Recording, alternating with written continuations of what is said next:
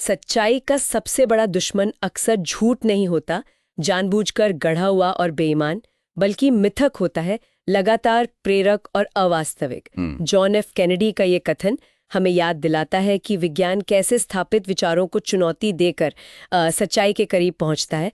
नमस्कार, आज हम कण भौतिकी, पार्टिकल फिजिक्स की दुनिया में एक काफी रोमांचक खोज की गहराई में उतर रहे हैं। फर्मी लैब का नाम सुना होगा आपने? हाँ, बिल्कुल, अमेरिका की बहुत बड़ी लैब है। सही। तो फर्मी लैब के म्यूऑन G2 प्रयोग ने हाल ही में कुछ ऐसे नतीजे दिए हैं जो ब्रह्मांड के बारे में हमारी सबसे कामयाब थ्योरी, मतलब स्टैंडर्ड मॉडल, उसको सवालों के घेरे में खड़ा करते हैं।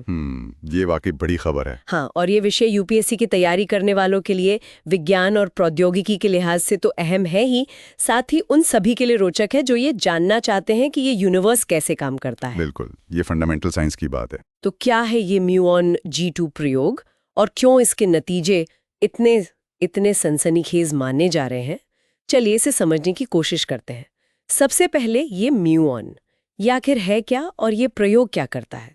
देखिए, म्यूऑन को आप ऐसे समझ सकते हैं कि ये इलेक्ट्रॉन का ही एक भारी भाई है। भारी भाई? कितना भारी? करीब 200 गुना ज्यादा वजनी है। तो ये भी इलेक्ट्रॉन की तरह एक फंडामेंटल पार्टिकल, मतलब इससे छोटा कुछ नहीं। और इसमें खास क्वांटम प्रॉपर्टी होती है जिसे स्पिन कहते हैं। स्पिन? जैसे कोई चीज घूम रही हो? हाँ, कुछ वैसा ही समझ लीजिए। आप सोच सकते हैं जैसे म्यूऑन के अंदर एक नन्हा सा, बहुत छोटा सा चुंबक है जो घूम रहा है। अच्छा, एक नन्हा सा चुंबक।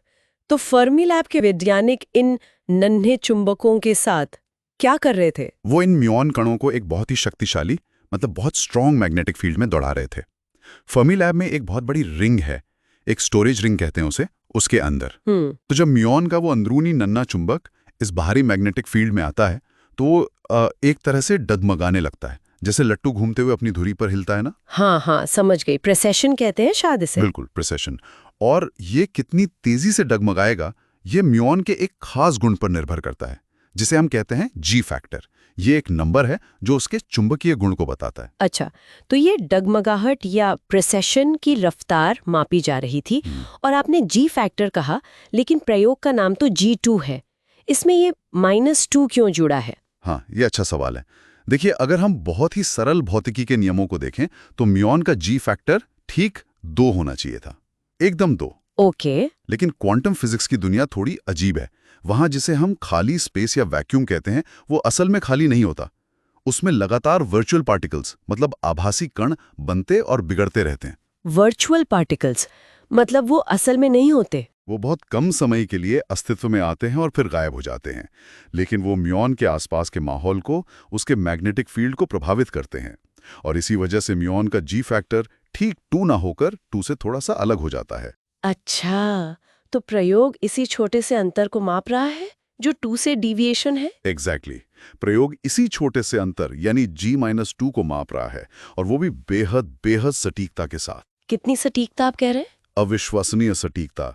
जो लेटेस्ट रिजल्ट्स आए हैं, उन्होंने इस मान को 127 पार्ट्स पर बिलियन की प्रिसिजन के साथ मापा है। 127 पार्ट्स पर बिलियन?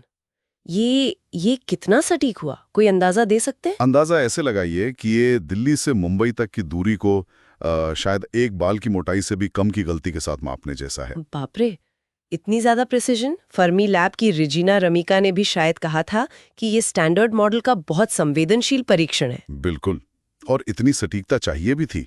क्यों? इसकी क्या जरूरत थी? जरूरत इसलिए थी क्योंकि जो हमारी थियरी है, स्टैंडर्ड मॉडल, वो भी हमें बताती है कि म्यूऑन के आसपास कौन कौन से ज्ञात कण और बल हैं, और वो उसके G फैक्टर को 2 से कितना बदलेंगे। और ये थियोरेटिकल भविष्यवाणी भी बहुत सटीक होती है। अच्छा, तो थ्योरी भी एक नंबर देती है और एक्सपेरिमेंट भी एक नंबर देता है। हाँ, तो अगर हमें ये परखना है कि हमारी थ्योरी यानी स्टैंडर्ड मॉडल सही है या नहीं, या कहीं कोई ऐसा अनदेखा कण या बल तो नहीं है जो म्यूऑन पर असर डाल रहा है, तो हमें एक्सपेरिमेंट से मिलने वाला माप भी उतना ही सटीक या उससे भी ज्यादा सटीक करना होगा। तभी हम दोनों की तुलना कर पाएंगे। और यहीं से कहानी दिलचस्प हो जाती है ना, क्योंकि सुनने में आया है कि प्रयोग का नतीजा और स्टैंडर्ड मॉडल की भविष्यवाणी वो मेल नहीं खाती। बिल्कुल, यहीं पर सारा रोमांच है। पहले भी ब्रुकहेवन नेशनल लेबोरेटरी में एक प्रयोग हुआ था, उसमें भी ऐसा ही इशारा मिला था। और अब फर्मी लैब के ये ज्यादा सटीक नतीजे वो लगातार यही दिखा रहे हैं कि म्यूऑन का जो एक्सपेरिमेंटल G2 मान है, वो स्टैंडर्ड मॉडल की भविष्यवाणी से थोड़ा सा अलग है। कितना अलग? है तो बहुत छोटा सा अंतर, लेकिन सांख्यिकी रूप से महत्वपूर्ण है। और यही छोटी सी विसंगति, ये डिस्क्रिपेंसी इतनी बड़ी खबर क्यों है? क्योंकि ये इस बात का बहुत मजबूत इशारा हो सकता है कि शायद स्टैंडर्ड मॉडल अधूरा है। अधूरा मतलब हो सकता है कि कुछ नए अनदीखे कण या बल मौजूद हों जिनके बारे में हमें अभी तक पता नहीं है, और वो म्यूऑन के इस डगमगाने के तरीके को प्रभावित कर रहे हों। ओह अच्छा, तो ये नई भौतिकी की खोज जैसा है। हाँ बिल्कुल। इसी उम्मीद में तो 2013 में वो ब्रूकहेवन वाला विशाल मैग्नेट, वो पूरी रिंग, उसे पानी के जहाज और ट्रकों से खींचकर लॉन्ग आइलैंड से शिकागो फर्मी तक लाया गया था। उसे अपग्रेड करके फिर ये नया प्रयोग शुरू हुआ। लेकिन एक्सपर्ट, मैंने ये भी पढ़ा है कि हाल में कुछ नई थियोरेटिकल कैलकुलेशंस हुई हैं जिन्होंने इस विसंगति पर, इस डिस्क्रिपेंसी पर कुछ सवाल खड़े कर दिए हैं। क्या ऐसा है? क्या स्टैंडर्ड मॉडल फिर सही साबित हो रहा है? ये मामला थोड़ा पेचीदा हो गया है। पिछले कुछ सालों में स्टैंडर्ड मॉडल से G2 की भविष्यवाणी करने के जो सैद्धांतिक तरीके हैं, उनमें कुछ नए डेवलपमेंट्स हुए हैं।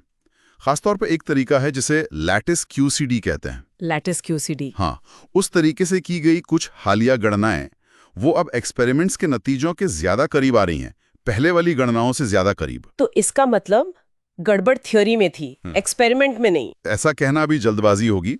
इससे नई भौतिकी का जो दावा था वो थोड़ा कमजोर जरूर हुआ है, ये सच है। लेकिन तस्वीर अभी पूरी तरह साफ नहीं है। थ्योरी वाले वैज्ञानिकों में भी अभी इस पर पूरी सहमति नहीं है। बहस चल रही है कि कौन सी गणना ज्यादा भरोसेमंद है। अच्छा, तो अभी पक्का नहीं है? नहीं, अभी पक्का नहीं है। लेकिन जैसा फर्मिलैब के पीटर विंटर और कॉर्नेल यूनिवर्सिटी के लॉरेंस गिब्बन्स जैसे वैज्ञानिकों ने कहा है, भले ही अंतिम नतीजा कुछ भी निकले, ये एक्सपेरिमेंट अपने आप में एक बहुत बड़ी उपलब्धि है। किस मायने में? इस मायने में कि इसने प्रकृति के एक बहुत ही फंडामेंटल गुण को अभूतपूर्व सटीकता से मापा है। ये डेटा, ये माप आने वाले कई सालों तक कण भौतिकी के लिए बहुत महत्वपूर्ण रहेगा, चाहे वो स्टैंडर्ड मॉडल को कंफर्म करे या उसे चुनौती दे। तो इस सब का निचोड़ क्या निकाले हम?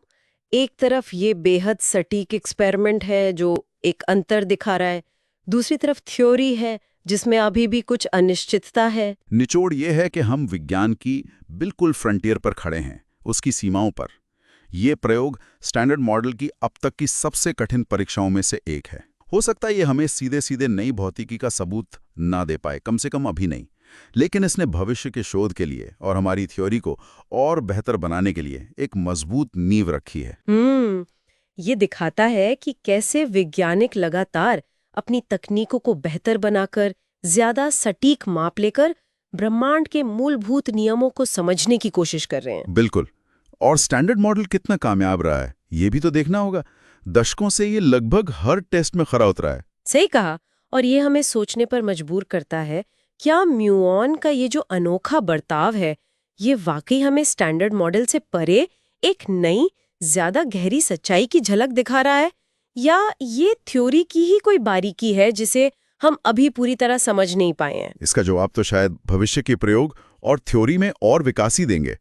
फर्मी लैब का प्रयोग अभी और डेटा ले रहा है और दुनिया भर में और भी प्रयोग इस पहेली को सुलझाने में लगे हैं। आज की ये गहन चर्चा म्यूऑन G2 प्रयोग, उसके नतीजों और कण भौतिकी में इसके महत्व पर केंद्रित थी। उम्मीद है UPSC उम्मीदवारों और विज्ञान में रुचि रखने वाले सभी श्रोताओं को ये विश्लेषण उपयोगी लगा होगा। अगर आपको ये जानकारी महत्वपूर्ण लगी तो कृपया लाइक करें, हमारे चैनल को सब्सक्राइब करें, और अगर आपके मन में कोई सवाल है, ये कोई विचार है, तो नीचे कमेंट्स में जरूर लिखें। हमें आपके फीडबैक का इंतजार रहेगा। अगली बार फिर मिलेंगे एक नए विषय के गहन विश्लेषण के साथ। धन्यवाद।